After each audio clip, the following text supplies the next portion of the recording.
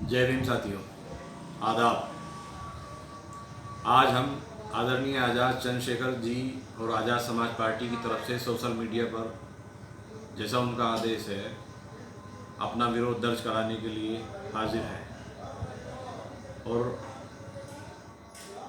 हमारा विरोध ये है कि आज बहुजन समाज पर तमाम हिंदुस्तान में लॉकडाउन के नाम पर जगह जगह सरकारी और गैर सरकारी अत्याचार जारी है, जो बंद नहीं हो रहे हैं।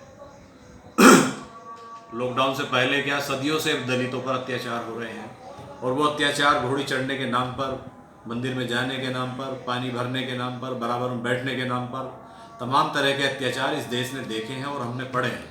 पता नहीं इस देश के लोगों को क्या लगता है, दलित समाज क्या हमारी तरह दो हाथ, दो कान, दो पैर नहीं रखता, एक मुंह नहीं रखता? ये किसी और प्लानेट से आया है, समझना होगा।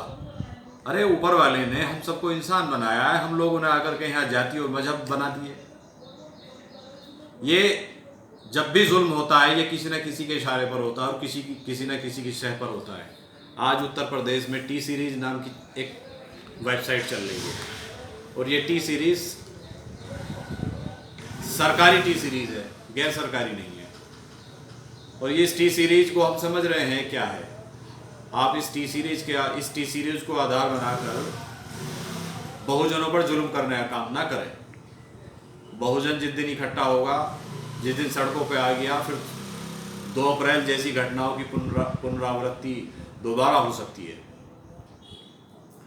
वो आदरणीय चंद्रशेखर आज़ाद जी और आज़ाद समाज पार्टी दलितों पर हो रहे और मुसलमानों पर हो रहे इस जुल्म की भत्सना करती है, इस जुल्म का विरोध करती है कि आप ये जुल्म बंद करो।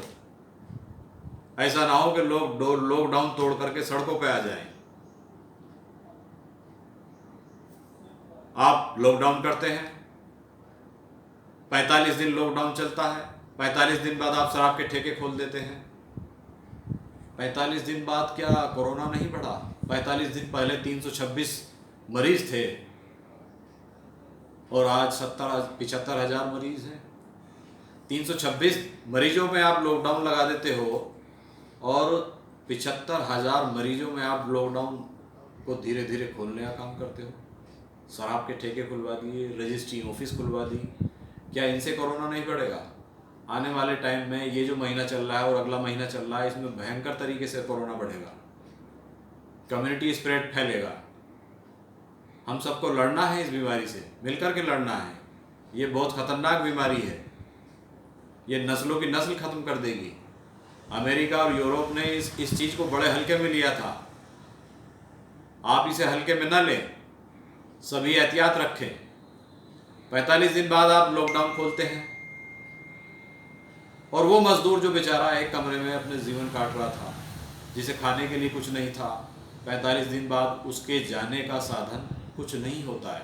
बसें नहीं होती हैं, ट्रेनें नहीं होती हैं, सड़क पे आता है तो पुलिस मारती है, उत्पीड़न होता है, थाने में बंद होता है। आखिरकार वो रेल की पटरियों पर पैदल चलने लगा। 40-40 किलोमीटर जब वो पैदल चला, थक करके वहीं पटरी पे रोटी खा के सो गया। ट्रेन आती है और 16 मजदूरों को उसमें मौत हो जाती है। उन मौतों का जिम्मेदार कौन है? उनके उस परिवारों का जिम्मेदार उनको कौन देखेगा जिनके बच्चे इंतजार कर रहे हैं कि हमारे पापा घर आएंगे, पैसा लेकर के आएंगे, सकुशल आएंगे। आज वो 16 लोग इस दुनिया में नहीं रहे। मजदूरों को आपने कुत्ते बिल्ली की तरह मरने के लिए सड़कों पर छोड़ दिया। किसान और मजदूर इस देश की आत्मा हैं। इनकी इस आत्मा से आप खेलने का काम ना करें। जिस दिन ये आत्मा जाग गई इन दोनों की, इन दोनों कौमों ने सरकारों के तख्ते पलटने का काम किया है, सरकारें बदलने का काम किया है। मैं मजदूर भाइयों से विशेष करके कहना चाहूँगा कि आप मजदूर हैं, ये चीज़ आपको समझनी होगी कि कितना दंश आपने झेला है। एक गर्भवती महिला 700 किलोमीटर जाती है, 5-5, 6-6 साल के बच्चे कई सौ किलोमीटर सफ़र करते हैं। एक माँ दो दो बच्चों को अपने कंधे पर बैठा कर ले जाती है, नंगे पैर तपती धूप में। कितना उत्पीड़न, कितना दंश, कितना दर्द आपने झेला है। आज भी हज़ारों मजदूर सड़कों पर पैदल चल रहे हैं, लेकिन सरकार का उनकी तरफ कोई ध्यान नहीं है।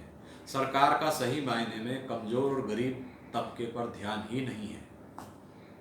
अब समझना होगा इस गरीब और कमज़ोर तबके को कि आपको चुनाव के नाम पर ही हिंदू मुसलमान बनाया जाता है। जब भी आप सरकार से कुछ चीज़ मांगने का, अपने अधिकार लेने का, अपने सवाल उठाने का काम करोगे, तभी आपको हिंदू बनाया जाएगा।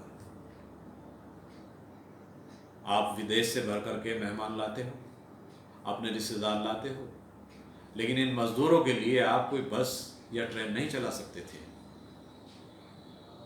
बहुजनों पर यूपी में तमाम जगह जुल्म हो रहा है, और जितनी पॉलिटिकल पार्टियां हैं सब चुप बैठी हैं, सबकी आत्मा मर गई है। सब ट्विटर वाले नेता बन गए हैं, सब फेसबुक वाले नेता बन गए हैं।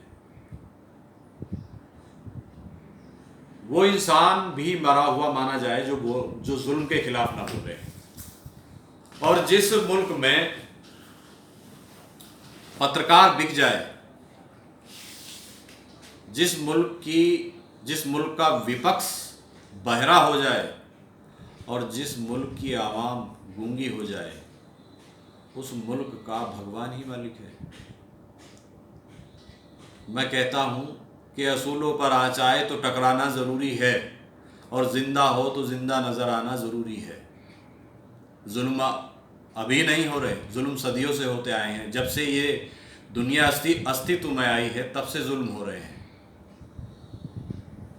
यहाँ सिकंदर ने करोड़ों आदमी मारे, यहाँ हिटलर ने करोड़ों आदमी मारे, यहाँ सेकेंड वर्ल्ड वॉर में कितना 4.5 करोड़ आदमी मरा। जो भी आदमी ताकत में आया है, जिसने भी अपनी सत्ता का दुरुपयोग किया है, वो ज़्यादा दिन सत्ता में नहीं रहा है।